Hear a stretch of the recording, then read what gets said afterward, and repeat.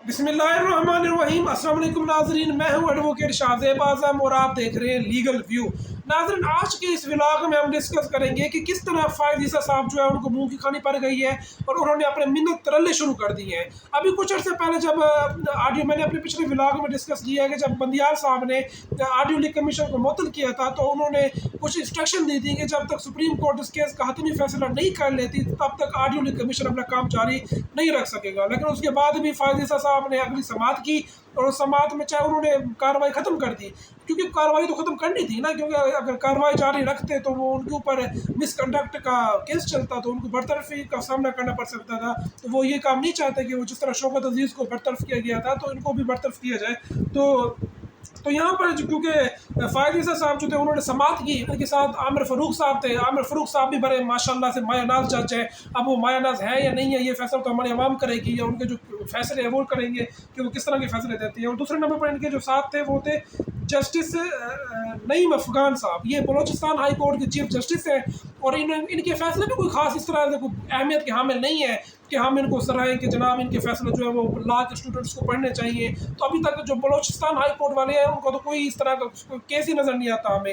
हालांकि वहाँ उनके यहाँ इतने लापता अफराद के केस जाते हैं तो उनकी जुडिशरी जो है वो इंतहाई बेबस और इंतहाई नाकाम जुडिशरी नज़र आ रही है कि उन्होंने अभी तक कोई इस तरह के कोई अच्छे फैसले तक वो नहीं दे सकते जिनको रिपोर्ट किया जा सके, जिनको लॉ के स्टूडेंट पढ़े, कुछ इल्म हासिल हो, तो वो सिर्फ किताबी बातें लिखी होती है सब उनके फैसलों में। तो ये हमारी जुडिशरी को सोचना चाहिए कि वो अपना मियार किस तरफ लेके जा रही है। वैसे तो यहाँ पर जो ऑडियो लीक कमीशन था उसको मुअत्तल कर दिया गया है और मुअत्तल करने के बाद जो उसका जो सारा सामान था वो सारा वापस कर दिया गया है। बड़े महंगे महंगे कैमरे मंगवाए हुए थे जनाब फ़ाइज़ ईसा साहब ने कि उन्होंने वहाँ बैठ कर तहकीकात करनी थी। बंदियाल साहब की जो सास है उसको मुझे लगता है तलब करना था, उनसे सवाल जवाब करने थे। अब मुझे ये समझ नहीं आता कि अब फ़ाइज़ ईसा साहब किस मुँह से उनसे सवाल जवाब करते। भाई अगर वो तहरीक इंसाफ के सपोर्टर है भी सही तो भाई वो उसका अपना ज़ाती मसला है। तो आप इसमें क्या तहकीकात करते हैं? आपने उससे बुला के पूछना था कि आपने तहरीक इंसाफ को आप क्यों सपोर्ट करती है या आपने ये क्यों किया। तो सबसे पहले जो उसका मेन टीओ आर्ट था वो तो आपने खुद उसमें रखा ही नहीं है, जिसमें लिखा हुआ था कि आप ये किस इदारे ने लीक किया ऑडियो, हुकूमत ने लीक की होगी, हुकूमत का भी कोई इदारा होगा जिसे लीक की होगी, तो वो इन्होंने शामिल ही नहीं किया। जो बाकी जो ऑडियो है यानी जो चीज़ एप इनिशियो अवॉइड हो सकती थी उसको छोड़ दी है, जो बाकी जो उसके अगले मराइल हैं उनको डिस्कस किया जा रहा है। तो यहाँ पर फ़ाइज़ ईसा साहब, ये वो फ़ाइज़ ईसा साहब है, मैं आपको बताऊँ उनके बारे में तो ये वो साहब है कहते थे कि मैं अपनी बीवी बच्चों का जिम्मेदार नहीं हूँ, वो अपने असासों के खुद जिम्मेदार हैं। लेकिन अब जो बंदियाल साहब है वो अपनी सास की ऑडियो की भी जिम्मेदार है। तो ये इस वक्त इनका मियार सामने आ रहा है फ़ाइज़ ईसा साहब का।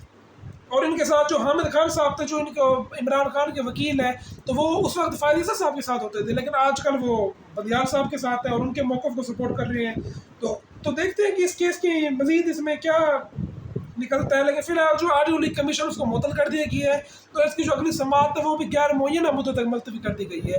और गैर मुअय्यना मुद्दत से मुराद ये है कि इसका ये मतलब नहीं है कि हाँ गलत कंसेप्ट है कि ये खुद इन्फिनिटी के तौर पर ये मुलतवी हो गई है, ये ऐसा नहीं होता। ये गैर मुअय्यना मुद्दत से मुराद ये है कि आप चाहे तो आप कल भी लगा सकते हैं, चाहे तो आप अगले हफ्ते लगा दें, चाहे आप साल बाद ही लगाएं। तो यहाँ हमारी जुडिशरी का हाल सबको पता है कि जब कोई चीज़ गैर मुअय्यना मुद्दत तक के लिए चली जाती है तो फिर वो उसका अल्लाह ही हाफिज़ होता है, फिर वो कोई चीज़ वापस आना उसके लिए बड़ा मुश्किल होता है।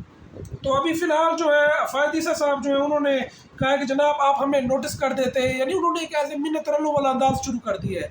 भैया आपका कमीशन मुअत्तल हो गई है, बस आप जान छोड़ें, आप अपना बाकी काम करें। मुझे तो लगता है ये अपने चैम्बर काम कर रहे हैं, अभी तक इन्होंने अपना काम ही नहीं किया, जो खबरें आ रही हैं मुबैना तौर पे। तो ये इस वक्त हमारी जुडिशरी की सूरत हाल है। तो अब देखते हैं कि ये केस कब फिक्स होता है। फ़िलहाल ये केस मुअत्तल हो गया है, इस केस का कोई अंजाम नज़र नहीं आ रहा। जब ये केस अब दोबारा फिक्स होगा तो हम इसको डिस्कस करेंगे। तो नाज़रीन मुझे मेरी अगली वीडियो तक के लिए इजाज़त दीजिए। अल्लाह हाफ़िज़।